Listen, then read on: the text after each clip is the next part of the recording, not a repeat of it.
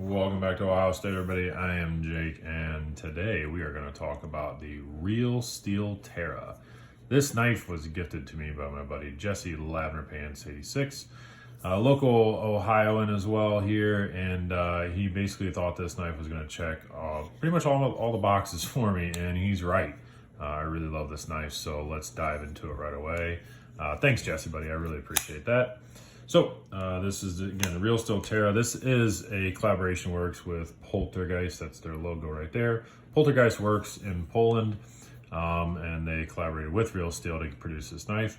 So this guy's gonna set you back only about 55 bucks. This is definitely everything about this guy's budget, and I think it's one of the really good contenders for what you can get for budget price, I guess is what I'm trying to say. It is not... This color combination specifically is kind of hard to find. I think you may be able to still get it on Knife Center. They have other color combinations that are still available on several different websites. So look for those as well. 8.4 inches overall in length. So yep, you guys guessed it. That's right. That's a good length for the big gorilla mitts, man. Everything just fits nicely in here. It's a very comfortable knife. No hot spots at all. I can spread my fingers out as much as what I care to and still get just a really good bite on this thing. Even use the jimping back here and still a pretty good hold as well. You got 4.7 ounces overall, so that's, again, teeters right on the like heavy work knife. I think 5 ounces usually seems to be kind of our cutoff where we sort of determined that it goes from just a regular EDC to a big work knife. So 4.7 ounces, you're sitting right at that little mark. I don't mind that at all. 14C28N on the blade steel. Again, budget steel, good, perfectly fine with it. It functions really well. Stays a little bit sharper, a little longer than like your 8CRs or whatever. I like these Sandvik steels a lot. I think it's a really good contender and a thing for most of the budget companies to kind of look towards. G10 on the handle, so good there. You know, the scales are G10, so that's great. And they got this, let's see if it'll pick it up. Yeah, there you go. Some good texturing inside of there as well. So, you know, it really kind of holds up and gets you good locked in nicely. Nothing too aggressive, but you can certainly feel it when you bear down. So specs out of the way, this guy is pretty cool. This is kind of the standard thing you're probably looking at already too and saying, yeah, that we can see why it checks a lot of boxes for you, Jake. It really hits a lot of marks. You know, good trailing off right here. It's nothing too aggressive at all, like having an end that sticks out. It just sort of tapers back. So that again allows me to kind of spread my fingers out. Blade shape overall is kind of standard of what I like. Sort of a mix between, you know, it's kind of a Spyderco leaf shape a little bit. And then just like your standard, you know, deep belly knife. So I think that lends itself nicely as well. The opening, not an oval or whatever you want to call that, just a thumb slot in general. Works really well for a slow roll.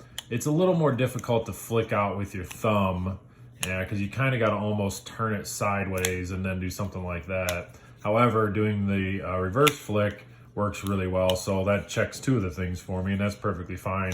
Most of the time, that's all I do anyways, just to open up a knife. Lock up on it, perfect, nice and solid, no issues there. Lock up really nice. They have some jimping on the back side of it, so you can get pretty good traction.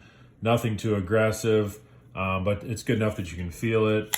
Jimping on the lock bar as well, so you can get a pretty good bite on that. And they did, again, one of my favorite thing where it notches down here for you so you can really get a good access to it. You know, overall, I really do. Jesse was right, man. He hit the nail on the head. I really like this knife.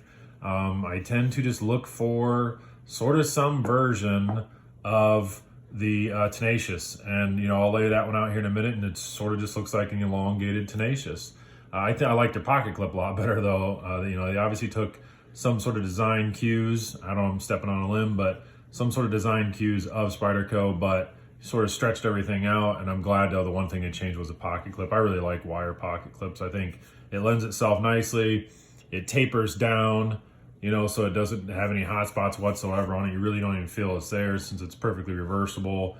It really just overall hits a lot of marks for me. The color combination, the overall design, it's a pretty cool knife. I really like it. You know, again, a couple different color combos still out there available. So, you know, if you're looking for another budget knife, I would certainly suggest this. I think the action on it is budget friendly. Okay, it's not going to be a drop shut. You know, you shake it shut. Yeah, you can shake it shut a little bit, but nothing too crazy. But I don't think that at $55, I don't know. I think we'd be getting pretty spoiled. There's knives that do it. I'm not saying that, but $55, I don't expect it to drop shut. I expect to just mainly close it, and I think that's perfectly fine. But to be able to flick it open like that, that's great. So there you go, Real Steel Terra. Let's lay out some comparisons. Like I said, I'll bring out the Tenacious, and you can see a lot of sort of similar lines, you know what I mean? Everything kind of like the way that the whole back here arches, it's just not as aggressive. It's got some finger choils in there. They're just not as aggressive. The blade shape is sort of just a little stretched out, just a little bit more. So, you know, all just reasons to kind of really like this guy. Let's see, let's put out the Lawman. I would put this in the same boat as the Cold Steel American Lawman. There's that guy, almost lines up the same way. This is a little more versatile than this guy. It's still a little bit heavier, kind of in that realm, but same thing. Let's do a feldspar. A lot of people are getting feldspars these days, so let's put out a feldspar. There you go. Lines up nicely as well. And sure, we'll end it on the Rat 1 and the Rat 2. There you go. Quite a bit bigger than the Rat 2, of course, but almost about the same as the Rat 1. There you go. It looks pretty well. Looks pretty good. You know, I don't know. Jesse was right. This does hit a lot of boxes for me. I really like this knife. I appreciate the gift, buddy. So, by all means, if you guys like it too, you know, Knife Center, I think you can still order this same color. Check Knife Center. I think that's still available, but I believe it comes right from the OEM or something. It's not something they specifically have in stock. Anyways, it's a cool knife. By all means, go check it out, Real Steel Terra, and you guys enjoy your day. Take care.